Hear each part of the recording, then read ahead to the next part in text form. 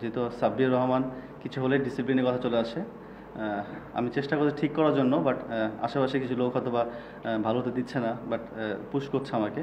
But two be honest, এটা নিয়ে আমার এত বেশি ওয়ারিড না। আমার কাজ হচ্ছে খেলা, পারফর্ম করা, সেটাই করছি ইনশাল্লাহ। নির্বাচনটা হয়তো বা যদি আমাকে সুযোগ করে দেয় অবশ্যই খেলবো, কাম ব্যাক করবো। না অলওয়েজ ভাই, ইনিংসটা আসলে আমার জন্য খুব একটা কনফিডেন্স বিল্ড আপ করছে নেক্সট ম্যাচের জন্য। একটা আসর যেখানে ছিল তারকার মেলা। কোহলি, ধোনি, বুমরা, রোহিতদের সঙ্গে ছিলেন দিলশান, ম্যাথিউস, মালিঙ্গা, আমিররা। আর সেই আসরে সবাইকে পেছনে ফেলেছেন সাব্বির রহমান। 2 জায়গায় করেছেন ইতিহাস। কি সেই ইতিহাস, তা নিয়ে থাকছে প্রতিবেদন। বাংলাদেশের হয়ে রেকর্ড শুনলেই আপনার প্রথমে কার কথা মনে পড়বে? নিশ্চয়ই সাকিব আল হাসানের কথা। তবে এশিয়া কাপে একটা রেকর্ড হয়েছে, যেটা সাকিব আল হাসান নয়, করেছে আরেক বাংলাদেশি সাব্বির রহমান।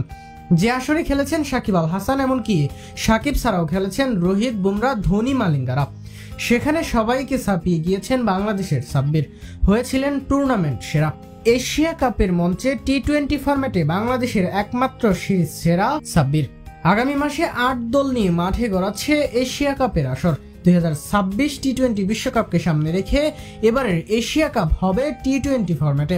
তবে একটা সময় নিয়মিত ওডিআই ফরম্যাটে হতো এশিয়া কাপ। সেখান থেকে 2016 সালে প্রথমবারের মতো ক্রিকেটের সবচেয়ে সংক্ষিপ্ত সংস্করণে হয় এই আসর।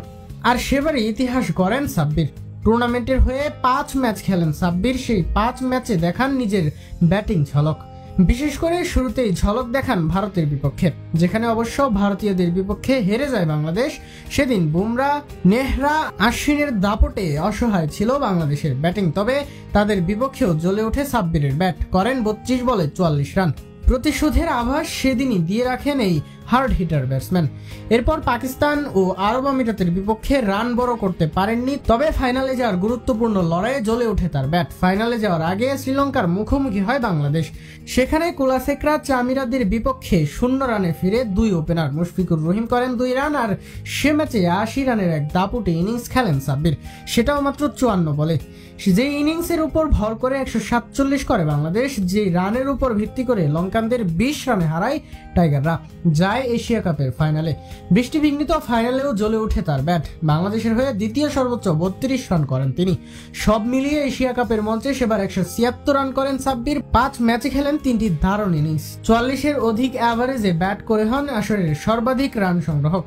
একই সাথে বাংলাদেশ রানার আপ হলেও সেবার টুর্নামেন্ট সেরার অ্যাওয়ার্ড চলে যায় সাব্বিরের হাতে। 9 বছর পর আবারও এশিয়া কাপ টি-20 ফরম্যাটে। দলে সাব্বির রহমান এখন নিয়মিত নয়, কিন্তু সেই 16-এর সাব্বিরের বিকল্প যেন এখনো পায়নি বাংলাদেশ এশিয়া কাপের আগে। তাই সাব্বিরের স্মৃতি রোমান্থন ভক্তদের। সাব্বির কি আবারও জাতীয় দলে ফিরে করতে পারবেন এমন কিছু?